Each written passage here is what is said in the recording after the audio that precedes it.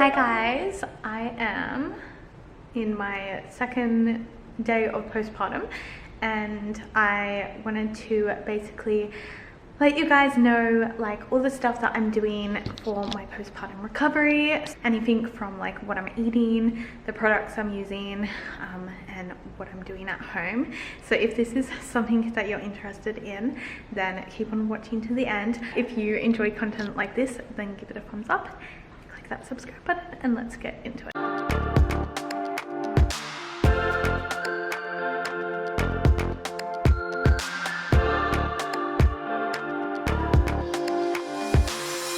So I thought I would start off with like the foods that I'm eating since I'm in the kitchen. So I am following the first 40 days postpartum. This was introduced to me from my doulas and they have been amazing. So they've borrowed this book to me and it has a ton of recipes which we prepped when we were pregnant. So we have a ton in the freezer.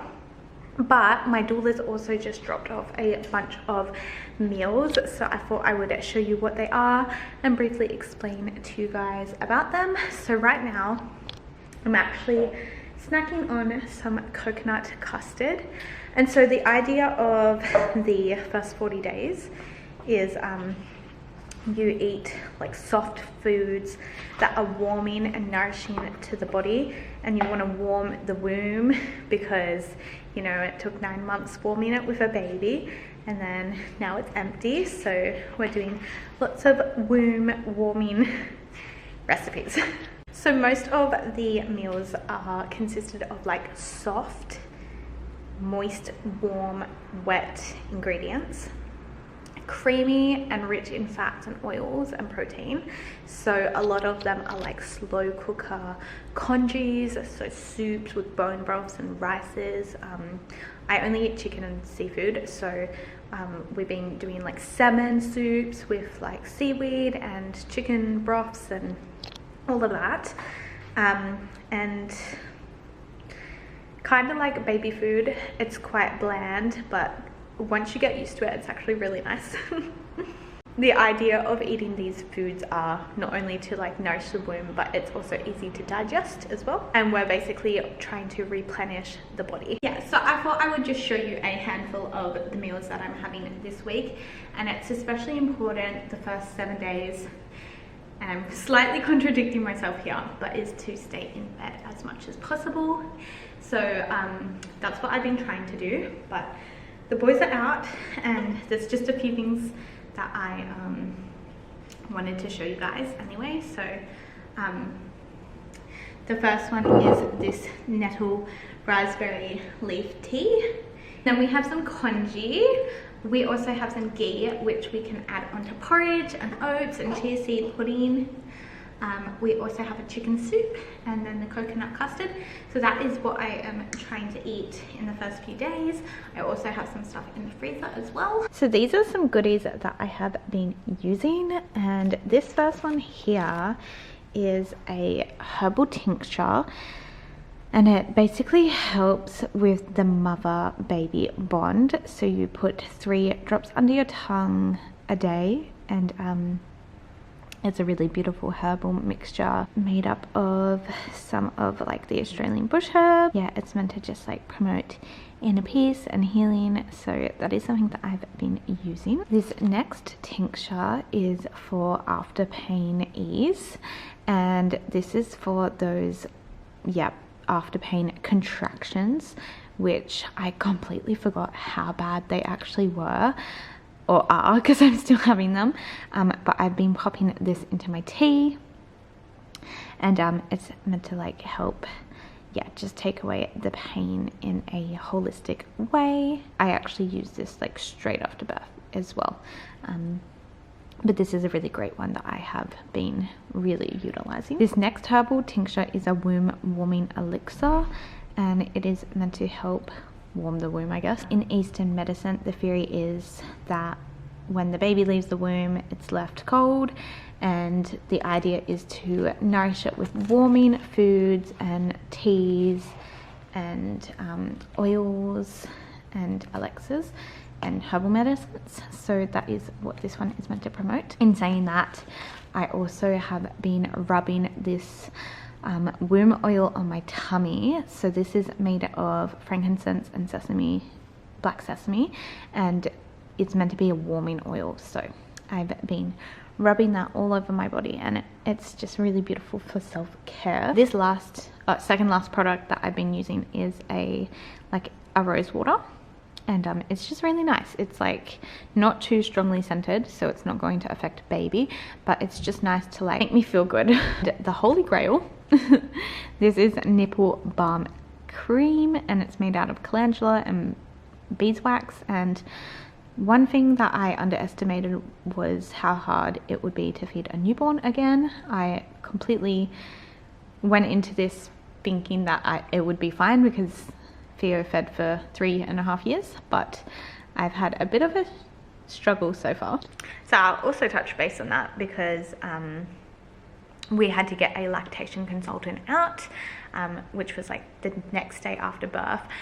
I just knew straight away that she wasn't lactating properly and that it wasn't what it was meant to feel like. Obviously I breastfed before successfully, and this didn't feel right, and I was getting cracked nipples and blisters, and it just was so painful, still is. But we got the lactation consultant to come out to our house and just check her latch, and she just wasn't like quite opening her mouth enough because she's so petite and little, so we've really had to like practice doing that. But because my breasts are already like damaged from it, it's just been a bit of a slower recovery. So that has been really painful, but we're getting through it, and we've corrected her latch. And obviously they say that breastfeeding is not meant to be painful, and if it is, the latch isn't correct. So I really wanted to get a hold of that before things got out of hand, you know, in the early days. So I'm really grateful that we were able to get the lactation consultant out, because I don't think I would have been able to like persevere if it was like a week into postpartum. And of course we have to show you the classic toilet setup. So I have my peri bottle, and the first day after birth I had a herbal tea in this to help cleanse the area. We have pads. I was using maternity pads, but now the bleeding has slowed down, so I can use normal ones. And I'm also using this peri spray. So this has witch hazel, horsetail, and aloe vera. I don't spray this directly on my parts because I'm still afraid about the area, but I spray this directly onto the pad, and I think it's been working that way. But yeah, classic postpartum recovery setup right here.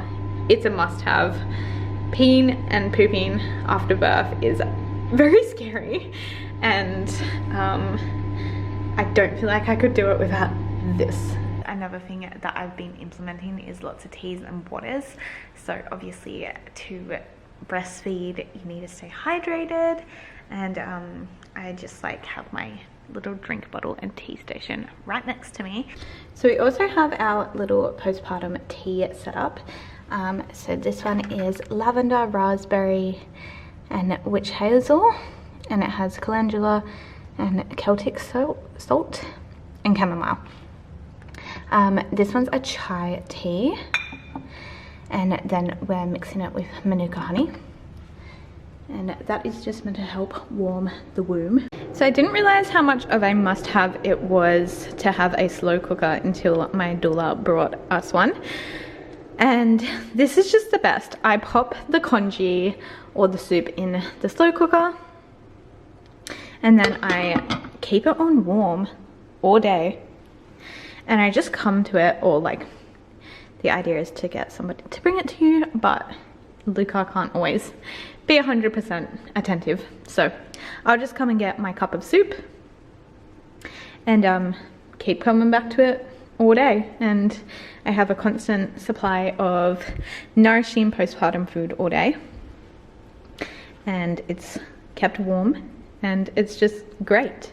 I do want to mention that I am eating differently from the boys. So Luca and Theodore are eating the regular food that you'd normally eat, but yeah, I'm specifically on the postpartum diet. So this is just like the easiest way to make sure everyone's needs are met without putting too much stress on everyone, because you don't want to be at the stove heating it up, and also you don't want to use a microwave because zapping out the nutrients. So I really like this method. So I haven't tried this yet, but I am going to try it today now that my tummy is feeling a little bit better. But this is a Unina wrap, and basically it is meant to support your uterus and midsection. It's meant to help compress your body to help with like abdominal recovery. So I'm actually going to try this today. We are 4 days postpartum and I'm feeling good to have something around my belly.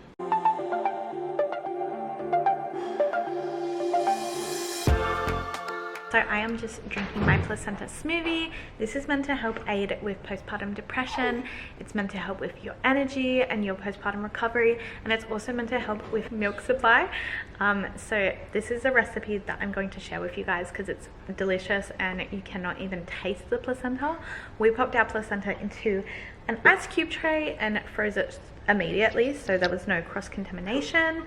And then you just pop it out and make a smoothie each day until you're all finished. It's a really great way to get those nutrients in and aid with your postpartum recovery. I just wanted to show you guys this little Sitz blend solution that my doula made up for me. So it has some lavender leaf, witch hazel, chamomile and calendula, and I think that's a Celtic salt. Basically this is like meant to aid postpartum, and I'm going to pop that inside the little peri-peri bottle and use that on my area down there. And yeah, it's all for aiding the healing process. So I also wanted to show you guys this blend. It is a steam blend for your yoni, so your downstairs area, and it has lavender, nettle, mint, mugwort. To be a really lovely blend, and I'm going to tell you all the benefits about Yoni Steaming. If you haven't heard of it before, it is a ancient tradition in postpartum healing. What Yoni Steaming can do is regulate irregular menstrual cycles. It can reduce your period pain levels, help with bloating, help with exhaustion associated with menstruation. It's also meant to decrease your flow if you have a really heavy or dark flow. It's meant to promote fertility, promote postpartum recovery by aiding and repairing vaginal tears. It's meant to help with painful intercourse, heal from emotional and sexual trauma, reduce uterine fibroids, ovarian cyst, PCOS, uterine weakness, prolapse and endometriosis, assist with healing hemorrhoids, relieve yeast infections and UTIs, ease menstrual symptoms including dryness and painful intercourse, increase libido and orgasms. So there's a whole range of why it's beneficial, and women have been doing this for hundreds of years. Also guys, there are two things that I swear by.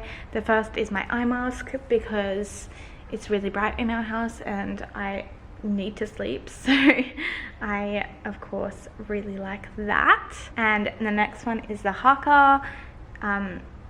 That is like a breast pump that just catches a letdown, and it's super easy to use. I hope you enjoyed this video and found it informative. If you haven't heard of these things and you want to implement them, let me know in the comments down below, and if you have any questions around them, I would love to answer them. If you enjoyed this video, give it a thumbs up, click that subscribe button, and I'll see you in the next one. Bye guys.